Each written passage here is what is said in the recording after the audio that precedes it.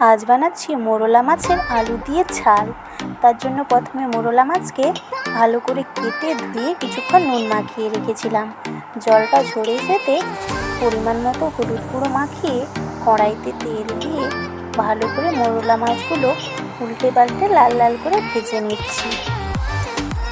দেখুন, এই মোরলা মাছটা ভাজতে অনেকটাই সময় লাগে, আর একটু বেশি পরিমাণ তেল দিয়ে লাল লাল করে ভেজে নিতে হবে। মাছগুলো আমার ভাজা হয়ে গেছে, এবার তুলে নিয়ে আমি কড়াইতে তেল দিয়ে দিচ্ছি।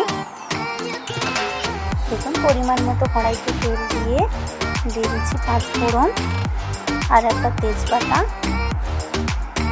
দিয়ে দিচ্ছি পেঁয়াজ বাটা, দিয়ে ভালোভাবে কষিয়ে নেব। এবার দিয়ে দিচ্ছি পরিমাণ মতো হলুদ গুঁড়ো, লঙ্কা গুঁড়ো, দিয়ে আবারও কষিয়ে নিচ্ছি। এই মোরলা মাছের আলু দিয়ে ঝাল একদম কম মশলায় তৈরি করব আজকে। এবার আগে থেকে ছোট ছোট কেটে রাখা আলুকে সেদ্ধ করে রেখেছিলাম, সেইটা মশলার সঙ্গে দিয়ে ভালোভাবে কষিয়ে নেব। বেশ কিছু সময় ধরে কষিয়ে নিতে হবে। দেখুন, এবার দিয়ে দিচ্ছি নুন আর সামান্য পরিমাণ একটু লঙ্কা গুঁড়ি দেব। দিয়ে দিয়েছিলাম লঙ্কা গুঁড়িটা। এবার ভালোভাবে কষিয়ে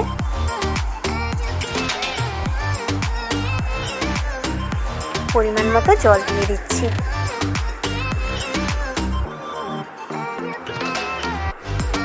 দেখুন, পরিমাণ মতো জল দিয়ে দিয়েছি। এবার ভালো করে কড়াইতে ফুটিয়ে নেব।